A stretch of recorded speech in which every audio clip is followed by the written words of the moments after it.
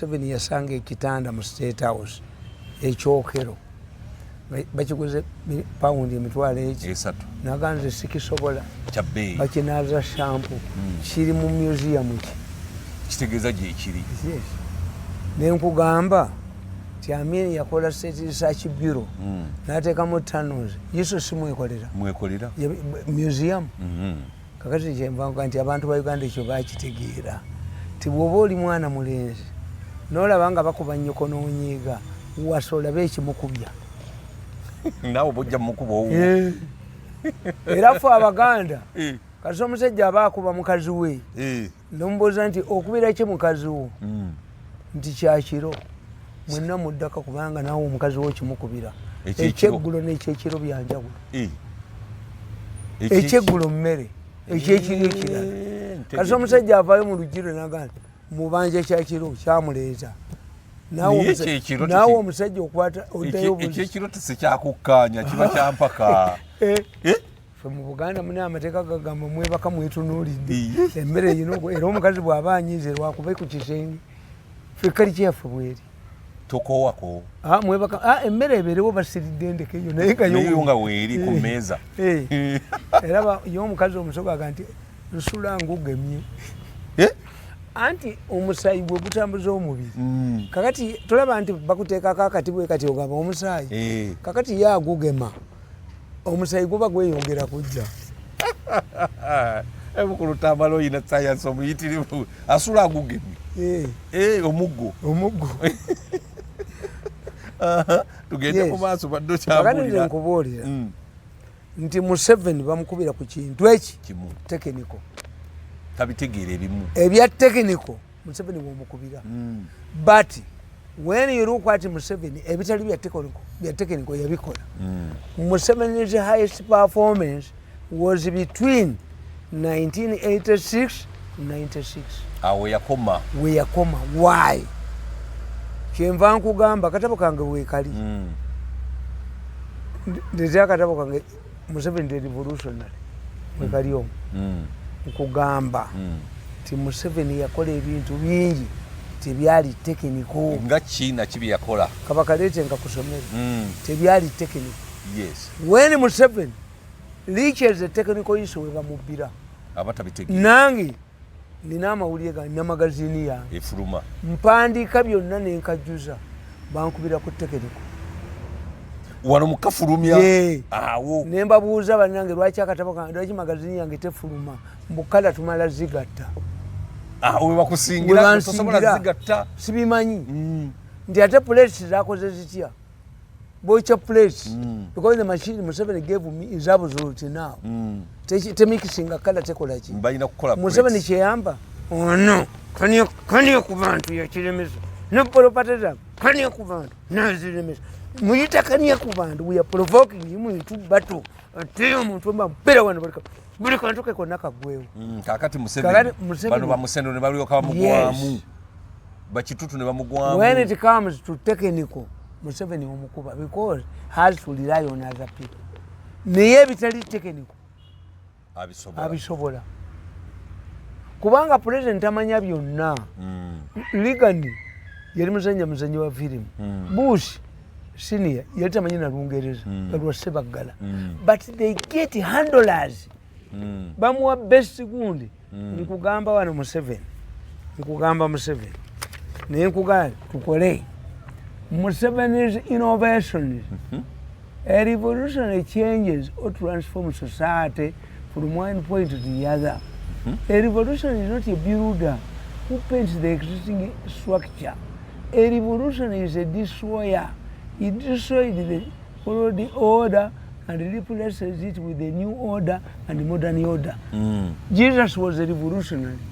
Ndese ndakana empya ate yoluberera ajjawo eri enkadde yagijjawo ye revolutionary Museveni bikibe yajjawo n'aleeta ebipya anti wulira this is why Museveni started by saving lives. He eliminated he embarked on the immunization against the leading 5 killer diseases among our children. Previously, the mortality rate was alarming. Museveni abo bonna dokita bamitanga dismay dokita okulu dokita tebali ba western. Museveni yasanga shokiche ya UPC okujja okutusa kani okubantu yaje bayo nana ajijjawo kani okubantu yabakuba bonna nabaje dokita okwali dokita tebali nga sibabbi atono ogwa Museveni managed okujjawo endwadde zino nebaliko baliyitako kabo kulitebo kalina obugulu bukalinga ate bano abatujjako sente zaffe ntirigirigi kalime kubakkiriza balitabo yindiwo nobekyalina tukafulumi dokita ogwala yatugamba eddagala lya covid ye oyo mubbi anti yayingira mu bano nakino ekikazi ekyalina omutwe ogulinga engoma weyave nenkugamba Museveni came out to Bolode and explained the real cause of the AIDS scourge. Many African countries wrongly believed that admitting the prevalence of the virus would chase away tourists. However, Museveni successfully fought with the witchcraft theory that had been entrenched in people's. Gendo nonye yali akulia kachiko ka Uganda. Was it a Westerner? Kani okubantu yali awambe government kani okubantu ndakana kali n'olufuulu kali ng'olu gosirwa embizi akajiko kasokola abantu kakati ono goyogerako oyo ye yateeka baali ba technical people okuyamba Museveni babagoba bonna okutuusa kani okubantu lweyajja kani okubantu nasokola najjamu abantu nateekamu ababe mbwa ayagala kuwamba gavumenti kani okubantu muyita kani okubantu abeeko kyakola talina kyajja nkoleko ekintu kimu twamwetege tumuprovokinga tuyike mu kibuga dduke twamwetegekera dda twagala muprovokinga abeeko kyakola kani okubantu. He embarked on the expansion of health facilities.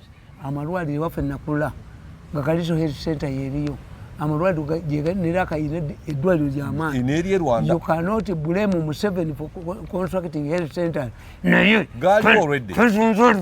yaleeta mulamu we naleeta mulamu we amuyamba bamba amalwaliro asokola abantu lwaki tebakakuba entwe singa bakakuba entwe bentwe mulamu kone adduka bewasize Congo. Yes. Expansion of health facilities. New hospitals have since been constructed. However, our opponents shamelessly say that the health sector is in solid state. Yes, overlooking one important verdict from the peasants. People say that eddagala balibba mu malwaliro, meaning that drugs are stolen from hospitals because they are there as supplied by government. They also say religia meaning that the day it arrives, drugs arrive in the is when this is stolen. What this means is that the drugs come but are stolen. Oh no, yaleta mulamu we nawamba amalwaliro. Yes, eddagala balitunda mule nolaba omusajja omusiru mukama kama yinja bwe eddagala drugs zange ziri mu hospital ziri mu supermarket zibuukiramu nojja mu pharmacy yange nze njino nali njagala ekikola ba ku basajja abo abava mu dwako osoli kyemukubejjoko mukuba omutwe liyitayo litya abasajja ba Amini yalina supermarket yalina ameshops naye abasajja abo manyi kye bakolamu yajjanga nakuguza kimbo ku sente entono bwe bajjanga abamagye banne ne bayoola n'ebyoli n'ebirala netuva ku bintu by'abamagye naye ono kamayinja alikwatibwa kamayinja nti you come and attack my pharmacy. How did you order drugs? You confirm that it is yours. You confirm that it is you. Nojoli jumu kupenyondo bomutayimbo pharmacy yange bwe nenda abava mu dwago sote pako mu omutwe bimwaso afula bajuzi bali bakute Dr. Sani Museveni who sees it nkubuza who sends it is Museveni who sees it his own people. Diana yasoka nalwanjisama kana nekamujjayo kizunzolu nekajja kudduka bajjako bako kalemeddeku mukusokola kabaka petwe bajjaka palutwe bali katukuba pe anti soka nkapolovokinga nono kaniya ku bantu babeeko twabeetegekera dda bagezeko ono ne munneboko bagezeeko okunyenya bagenza omusajja yabamyeseeri dola emitwalo 5 ninga azibawa ngate bamubba da biliyoni za dola 2 ate bwe butategedde omusajja yavudde nabo n'agenda mu buli nti kazannya bubadde n'olutwirwa eddoko likola kakube mando ebakube ne bajjawo kaddangomene kaniyomene kamanyi kakube egyogolyo kanani kafulu Sudu Museveni turning himself into a security guard at the hospitals. If the drugs are stolen, what is the opposition doing with other people? If drugs are stolen by government officials, what stops the opposition? Omanyinti government when namalolo commission geri yako liriwa siya fa omwana wange bamutira mu salu bate kuuku nga abachina balina mu unity mu dwali waliwo munadini ayina mukazi we mukaluti yennyini akolagana n'abasiyazi buli asokola abantu ali wa munadini oyo buli mubbi ali wa munadini oyo munadini mukuukootivu awoza abasiyazi alwanisa abasiyazi bakoze bali bakusokoddeko gwe abasiyazi bali kuso waliwo mwana we aliwo gwe basiyagako akajanja n'akacapizo akanyampya jjula ndikonda kunaba mukka gwa mmere. The truth is that seeing of drugs is deliberate policy by the opposition to make the government unpopular. Era Mbabazi yagenda nga n'alambula amalwaliro mu campaign nti abantu bangi nnyo bali crowded nembaga muli basiro crowded amalwaliro ga gavumenti okuba nti abantu bagalimu bangi is a source of confidence nti eddagala ziriwo naye lijja kujja tewali abeera ku taapu nga yafadda olaba ebidomola ku taapu kitegeeza kagenze kakola ki kakomawo yes overcrowding in hospitals means confidence. Kibula nze nkugamba lwaki tebatuzimbira amalala sengoyo kinyeyo omutwe ne kaniya ku bantu bajja ewange naali bagambye nti muddire kampuni baagala kulya bokka n'olutwe ayagala nga bwe yakola iyo buli kaseera aliyo yekka ennuuni yekka agoba yekka nekino akirya yekka kaniya ku bantu naye what if ng'ogambye abantu nti omuntu afidde ku accident ne tubeerayo ne personal doctor n'owa gavumenti ali mu ddwaliro ne tukakasa nti agenda kufa amagulu gaweddewo noga tukuwadde ali mu sente mmeka ti miliyoni za dola 2 famire neetwalako eddwaliro neetwalako nammwe abakampuni ne mutwalako mu kifo ky'okulempona anti ne mu Bulaaya gyekiri nti omusajja ono doctors are given a gund okujja mu pain waliwo kansa ng'akulidde akumazeewo kati ngaabe abasiriimu ewaffe abasiriimu ewaffe yanywanga obutunda ne bumuyita mu nnyuma siriimu eyasooka ono akenula enviiri mwali mulabyeko yali mu kanyuuyu ng'omwana omuntu alwadde siriimu bamutega lugogo obutako bwe buti n'apama mu bbaafu ayiwa obutunda bw'obumuwa nga bw'omuteeka bwoti ekiwowongolo olaba waggulu ono siriimu muyita siriimu guno omusujja siriimu gwe nalaba ewaffe omwana n'agamba nnyina mami taata apamye nga taata yapama ate si mwana yapama taata yapama yeetaga nappi kati nkugamba Museveni okiraba ekyo nti yasanga abasajja ba UPC abaali bakulira amalwaliro nga ababe baddayana kinyenya lutwe nono kaniya ku bantu tebannajja abakolera ssente dokita Okwale yali wuwe abasajja baali bakulira Youth Commission baali babe abantu abaali abamaanyi UPC be batendeka okukola service eri abantu gyabasangamu n'abalamuzi ne babakolera emyaka baveemu aba UPC bateekemu ebimongwa byabwe bakugambye nti omusango omusajja gujja okulemerako ki osanga wa Chief Justice agenze emongo okwetonda omugjawa kakati manyigale oya ogenze omwetondedde omusango gwalireeta owolukukola yabeera Chief Justice oba tokyali Chief Justice naye nga bamulagidde nina akatambi nga bamulagidde Bobi Wine n'amulabisa n'ajjayo omusango let us show that the country is ours nejjogoli baali babiri nga batudde ne bagamba nti oyo wamusinde ngenda okuba obutambi kati mufulirizo paka badduke anti tulina muhoozi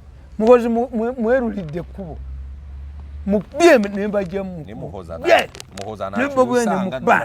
nebabwene mukuba naye mukubi muzina muvuganya muvuganya Bobi Wine musiru Bobi Wine akwata n'abantu Bobi Wine yakweka nayiwa abaana baffe ne babatta Bobi Wine muleke naye muhozi nkulaga democracy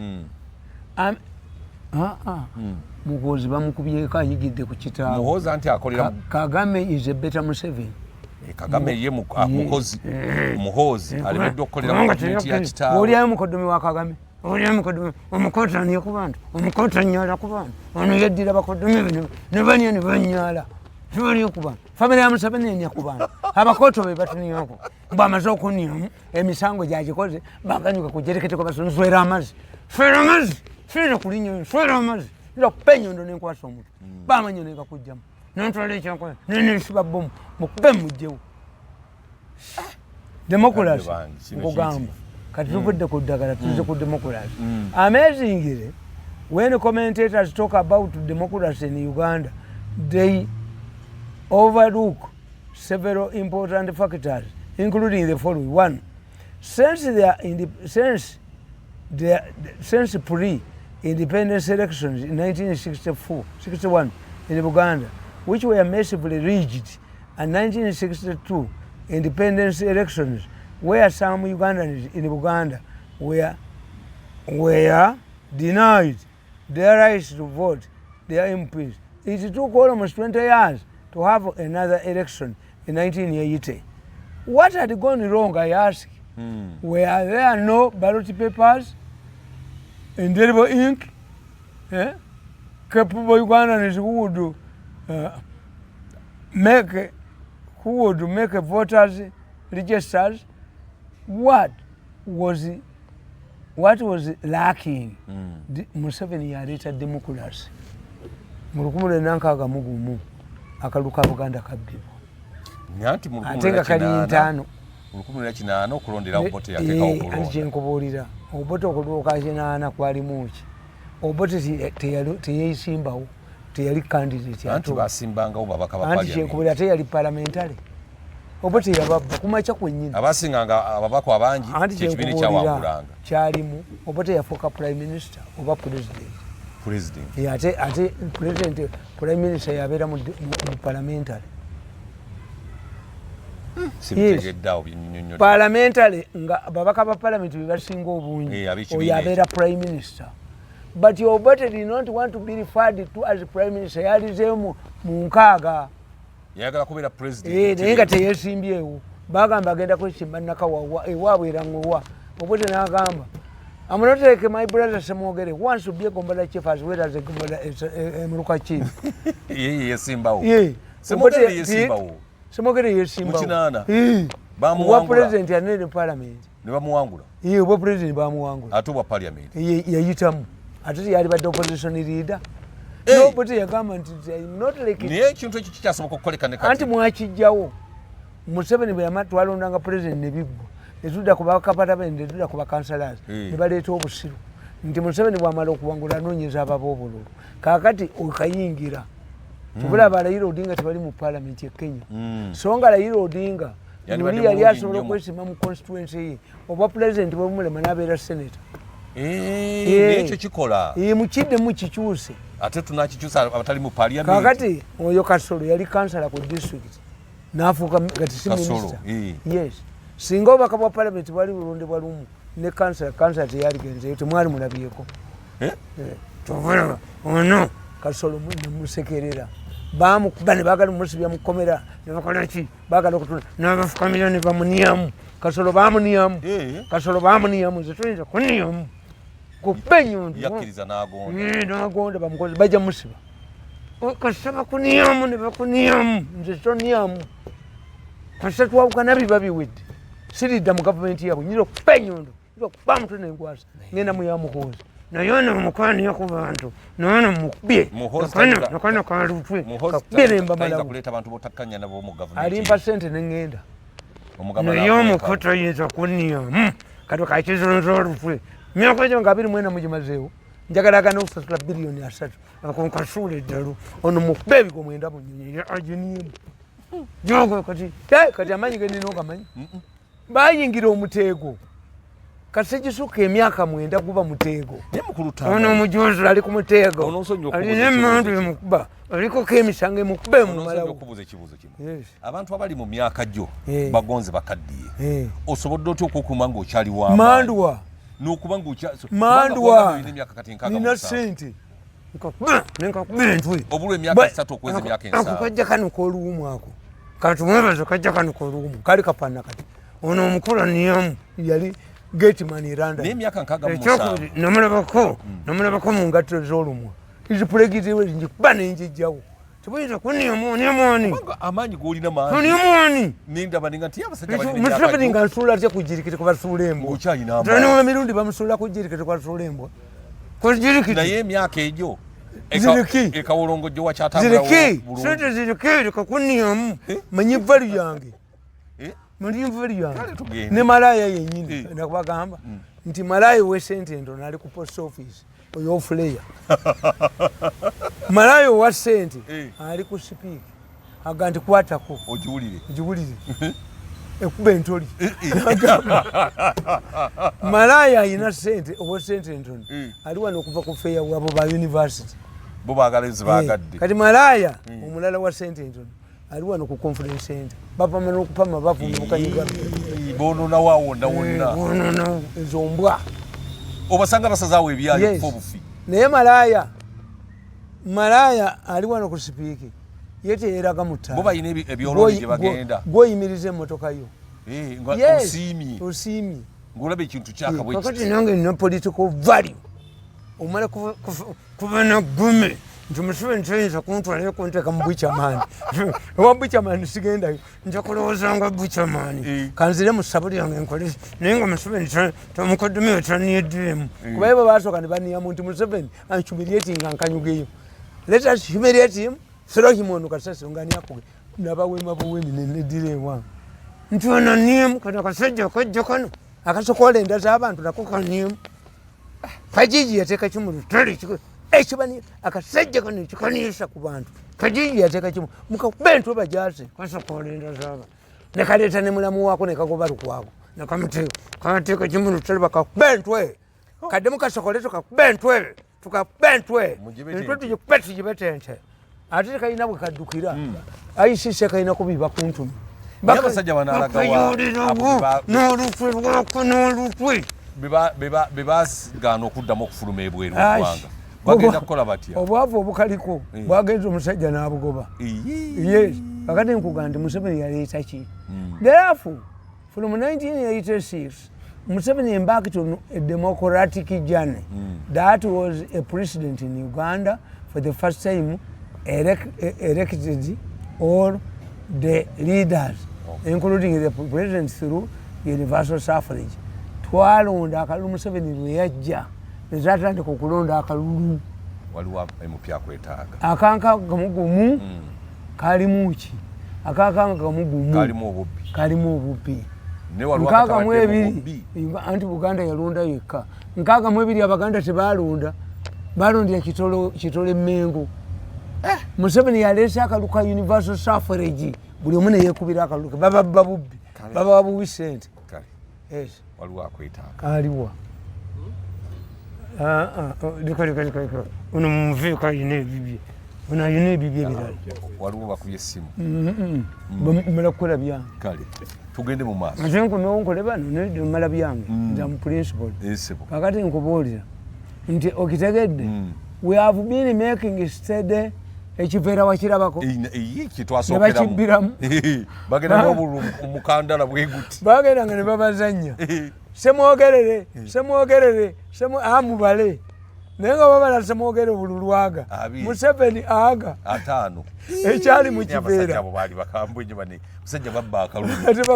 temwakikiriziganyako ekiveera but we've made steady improvements since then yes Museveni ataddewo universal suffrage okubba ku rude and scientific omuntu ababba nti kakati NRM yeeterawo constituency zaayo emanyi nti eziwangula waliwo emupi wa NRM ayina omuluka gumu amazima gennyini nankabira yatema nankabira kifu nenkalabiye kati aliika tutwembo Nankabirwa wesembewo mu prime minister tukupe soko nyonyere Nankabirwa abaana be bawandikiranga ewo gye bali Nankabirwa ono kani ku bantu ye prime minister we yamuwa 5 billion yakubeka daga Nankabirwa jeye ngalabi kuba butambi edduke Nankabirwa mubane musanya wo kadaga ne bamuyuza nakubaka daga 5 billion tutakukadaga bena Nankabirwa jeye omuntu Nankabirwa jeye omuntu bambi mukazi Nankabirwa prime minister wa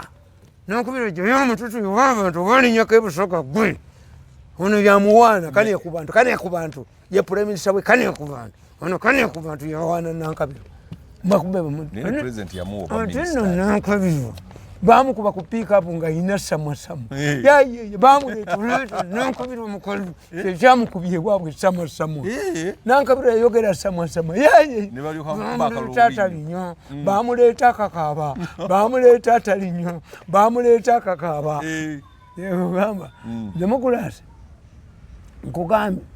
In fact, I pointed out that in 1980 the courts ensured that the cases against opposition candidates were quickly entertained and expeditiously disposed of.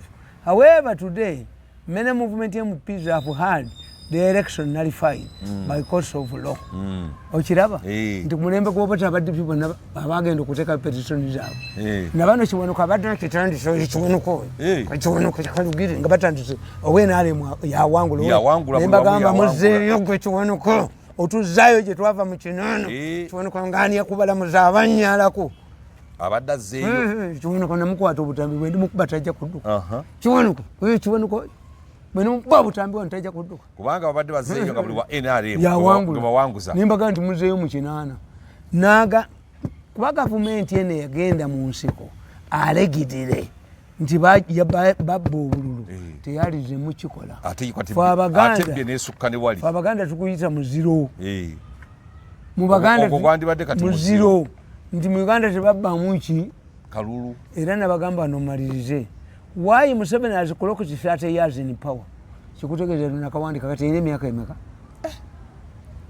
30 years kati miaka 8. Nakawandika bubwe.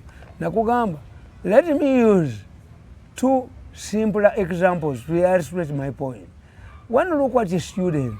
Any student follows a particular course.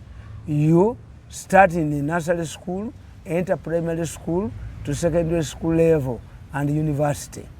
At all levels, the same student goes through a different stage in education, reflected in different subjects and examinations.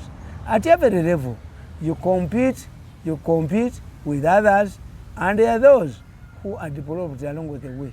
When Museveni we abakubira wuliriza, nkugambye nti omwana omuyizi abayo omu n'ava mu nursery n'ayingira primary n'amala P7 n'ayingira 11 y'omu ne Museveni bwe yabakola yajja ava eno mpolampola ng'alinnya nti Museveni yagamba nti eno movement maze okuwamba tuli wamu emyaka 9 n'agikunkumula nti movement era nga bwali maliti pate nga era ekibiina kyamwali tewali mulala agenda bifuna mu ggwanga mu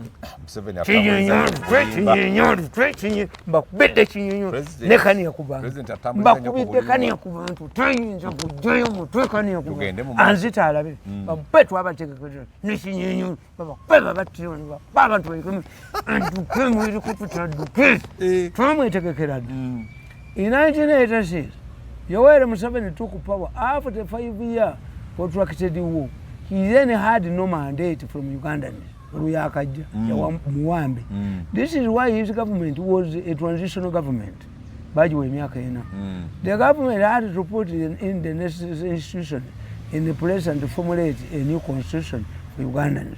After the agreement, she completed with others in 19 emyaka enagiweddeko kati agifudde ayongeddeyo emyaka emirala awezezza 5 nti byeyasuubiza abantu teyakola ku constitution naye nga njuba bwali nga tewali amubuuza nti wange tugenda kulya mmere nga amasiga makalu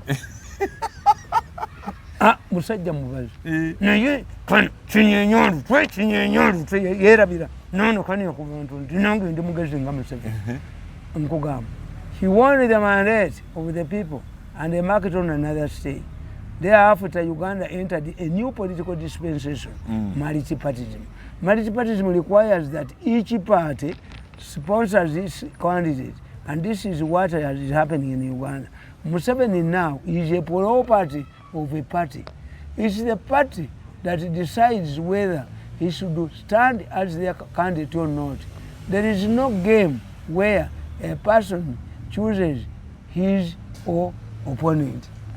Eriyo navuddeyo kati afuse wa NRM.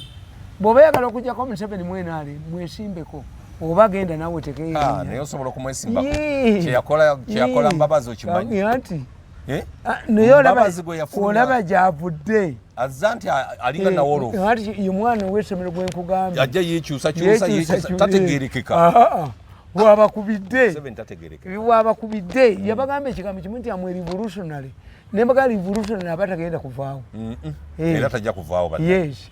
Bajja musulira ku tuli ku kiseera kizibu. Obote yabalabula omugano okuwulira. Museveni omukulembeze nga n'ava mu buyinza kulinga kwebasa mwana. Webasa omwana. Omanyi omwana ayimira mu katanda n'agana palamenti okutuula. Naga tejja kutuula. Tejja kutuula. N'akangabala mu katanda. Bw'mumukuba n'akaaba. Bw'omugjayo mwebase naga nti ate njagala kusula na mami. Kakati bwebiriroliro okeera mubi. Wanywedde enguuliyo weekuyisizaawo okeera ku makyanga omukazi anaaza abaana kubatwala ku ssomero n'okubaloozi. Nkugamba, since all political parties choose their candidates freely, Museveni remains a matter of NRM. Anybody who wants to stop Museveni should be a member of the decision-making body of NRM, or must sponsor a more popular and stronger presidential candidate. This is the bitter fact. I recently had a comedian on one of our local FM stations shedding tears that he has seen one president ever since he was born. Oyali egon chebebi bamwitanganya olubega Ismail Bega mbuye yakasaba omukulembeze omu. Yayagala wakubi. Mugamba. He did not tell us how many schools and educational institutions he has gone to in the last 30 years. He did not tell us, the listeners, how many cars had changed under the same period. He did not tell us the number of businesses has set up under the same period. What this means is that since he does not have a veto on Uganda's politics, as kakati musemuliko, bannange nze nasanga abavubuka nga baguze malaya ogwo omanyi bamugula n'abasatu malaya bamugula n'abasatu beegatta sente nabona obusajja obuyindi obukyayina obwo malaya wa Uganda bamugula bunafu nnyo bunafu bulina akantu bwe kati kalinga kabbe kalinga nkwa twagenda e China nagenda mugondi mu market mu supermarket ogula ebe Africa bad Africa big kyebabakola kyebakola bumalaya obukyayina nawulyanga bunyumi Africa bad Africa big abaana bagenda babaseeko abasajja babala bava mu Nigeria wano yayeyo bwolaba akuba bwati amazu genda kumukayuka kakase kanso olaba abasajja ababala omulabe nga ofuyiso otunuddeko bwoti nogamba nti balabasi nona ayina omukazi ate nga babalina kati gwolowooza abadinka tebalina bakazi naye abawano batya abadinka abawano batya anti omudinka bamuteerako empeta wakoma aba n'empeta abeeko n'empeta genda ejubola baba eriyo malayo oba eriyo malayo omuganda aliyo aweza entobo bona badinka nabo badinka na badinka malaya wawa nakwana omudinka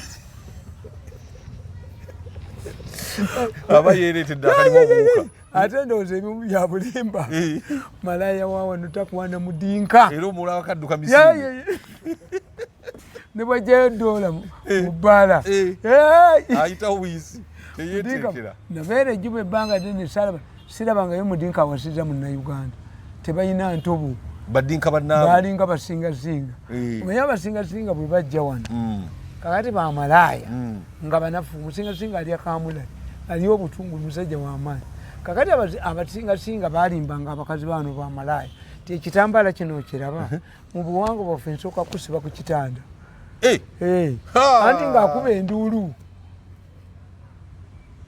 ng'ekitanda baki asiba ono yalidde ssente ye omusingasinga era waliwo omukazi yayita muno nti yiwe ijja tunojjole ennusu ng'ennusu eremye nga ye ennusu emulemeredde kaweddemu ajje banojjole namuga ijja tunojjole ennusu y'omusingasinga nga yalemeddwa oli ayongereze okwo yasooka weweereko omusingasinga bawe ennusu kakati olwo yakikola ati era wano abakazi abaasooka mu bwamalaya wano baziba abaziba be balina entobo yasobola wano abasajja baziba tole muganda baga nti ogwekiziba ye yalawo bweyazi era ekifaananyi kyekiri erubaga bababuuza lwaki tunudde mutwekobe ti aha twaleeta ekifaananyi kyaffe bwamalaya mu kisenyi omuziba tamanyi nti mu bwanga bw'abaganda kabaka omukazi gwagenda okuwasa fiyansi bamutwala ekiziba ne bamukola akabina ye roolo y'abaziba mu buganda kola bubina zembadde sikimanyi era omuganda teri musajja muganda mugagga mu myaka gy'ataano atalina mukazi muyima tulaba muganda baga nti akuloze muyima anti omuyima eddagala ly'abaganda likola enjuba evaayo obanga egolooba omuyima aba akama ekitegeeza iziraikire okuba nti yalikoze eddogo kakati ng'abaganda baagala nnyo obubina abaganda Tereza ow'ebbina eddene bo bakira bwendayira Tereza maama ow'ebbina eddene ne bwetubeera ku mbaga bo bakira ne Kereziya enkulu bo bafanga bbina omusasi afiira ku ddene kakati nabo ne obukazi obutono nabo ne buyiiya ne bwanukula ab'obubina obunene abayima tubuuza mulungi bw'owange tayita mu mulyango olwensiisira olw'obunene bwe tunoonya balungi nti owange tayita mu mulyango wakabina akanene aba atya omulungi naye abaganda baagala obubina bamuzi nani atabwagala era buno obukazi obutono buno ffe tulina amannya getubuyitanga buno bwendaba buno obulinga obukajjo bwekawolo atali wakabina nze ndaba buno obukazi obulinga obukajjo bwekawolo n'obukajjo bwekawolo obwo bufaanana butya butono nnyo buno bugundi bunnakasagazi waliwo obukazi bwendaba wano obubulira mu buliri n'okanoonya ne kabula kalinga bebi nogana bannange bw'obugulu buno bukuma ekyoto kyekyoto kibuguma abula mukulu tabale badde ekyoto tekibuguma tekyalanku nze obukazi obwo butono sirayini yaabo oyagala bano ngukwata ku bbina kammale if you are tired of the same supermarket in your area you either go in another area or you start yours in the same area. Those who do not want President Museveni must mobilize either Ugandans, especially those who support Museveni, to change their position. As long as his supporters form the largest percentage of voters, Museveni will still rule the country. Naye ababba atya ku makya n'olweggulu lwaki ababba obwaluwa bwe busooka okutuuka e Kampala olwakiso abo bannambooze baffere bajja ne bagamba Buganda nimuyitika federe ennyukuta 6 mugaggamuzi balina n'ennyumba mu Amerika naye Buganda agikoledde ki ono Seggona Luzunga Betikame mugaggamuzibu kitaawe wa Betikame wali omumanyi nefuna nti Kano Kamya yali pemasa mu magye era nga mugaggasu era nakati akyabba niba ne boyogera ku bugagga bw'abantu neeraliikiza n'okuneeraliikiza era Betikame yazimba eddwaliro yazimba essomero ewaabwe baleeta ebipande bya Muhoozi n'abikola naye tumulinze ewaabwe tumulinze yeregera ku Muhoozi Betikame yeregera ku Muhoozi kati yalina akakiiko akabuulira embuzi ne Betikame tumubuulirizaako end up in a prison. Betikame will end up in a prison if she did not. Azimbye amayumba wane nakulabye mu Kiyayi. Yes. Apartment simpitirivu ziryawo. Ajaziro kawo. Betikame yabbye okukamala. Atazimbye ayigigi. Anti nkubulire abantu babimanyi. Aliko ndo mwana bambukadde bwe nga ali ku kabangali. Ono mulenzi yamuleeta. Ani oyo. Yamujja mwefu. Umulenzi oyo. Awamba buli kitu. Yamujja mwefu disi. Oyo mulenzi oyo. Kaniya ku bantu. Sebugwawo tabbye. Ono bajja mukwasa. Sebugwawo tolaba kiki. Esente ziringa njaga ginywedde bamulaba. Betikame bajja muyoola. nise bugwawo talina kya bamugulira ennyumba ne bamukolera ki Museveni musajja nze nenda babo babetikamya nenda baki Museveni nzo kumita mutukolera Museveni kalulu sikisulikiramu tosobola kukolera Museveni kalulu nga baba wadde ampadde ki what has he given me kubanga ono kaniya ku bantu nagaana okukkiriza emisango gyaginiemu nagaana mukodumi okuniemu emisango gye neŋŋaana okukkiriza okutta abantu kati omwana bakuwa amata nze ne bapakyayo omukalu mbu tugende ffena tulime ntya zirwaki baali balowooza nva mu famire enjovu bakubye ne mbajjawo kaniya ku bantu abadde niyo ku buli omu anereegemu ebigo mwenda buno bukatumba oye bavuganye n'obwo yes wakati Museveni aliokawa nze ntuula ne wange nenga nti naye Museveni namukola ki ne mama wange abuuza omwana wange yabbayo omukazi yakola ki ne bankuba amagulu omukola yagala kunniyamu omukoddomi wenze yagala kunniyamu misango gye yali sisobola ajja kukwatibwa omukoddomi bamukube bamuttire ono bamubadduke navayo nedise kidomola kya nagisi mbuzire waffe nga dispute how can I go back the way I came worse than banti kwa kidomola kya nagisi kibantu ewaffe nzireyo ne nagisi y'omuko gye yaniyamu oyinza okuddira omwana wa munono omukanyuka ku jirikiti kubasula embwa ku jirikiti nti Museveni emyaka 10 ansasula jirikiti 1.7 nga gwa azeewo amwadde 7 million abatutte 5 billion Museveni yali alowooza nti mpa mu famire njovu nnyo nyinza ogendayo tosobola 1.7 nga ngenda kukolayo ki kwega nze ndifa ndi mwavu Museveni yangoba kiro nga mubbi wa nkoko ndikolera muhooza ali nsasula yakusindikiriza kiro nga mubbi wa nkoko tebwali bwa misana kiro saa musanvu nagoba embwayi nakoma nokoma naga do you know how to write akoledde emyaka 14 you have never known that I important for writing do you know how to write ngobanga mubbi wa nkoko yangoba kubanga omuko agambye navumye nazala omukwani oni ne mubbe byamuko bekana katabani kwa jiji mudamu sokole baba kubeba batire katabani kwa jiji nekita wako tujja mukuba nemana ko tumube nono buguru tumube kadde mukasokole ejogo lyako tulikofumule mu nyuma damo sokole kalenjigwe nono kane ku bantu nayodde mwasokole abatalumwanjala waina duleva ne buwoteri tuboche waina duleva najireka ye mmotoka nayita zange nemba nafuluma mba wema hajja genda kana kalema n'olusulo kakozigwe olifa wetakoza mayinja mu mbugo naloyisa namusonyiwa mukaddu sinza mwetakuza mayinja mu mbugo nali mwetakuziza mu nyuma nali mwetakuziza amagwa mu nyuma naye mukaddi sibutwe yaziza njoka nkujeka akantu kati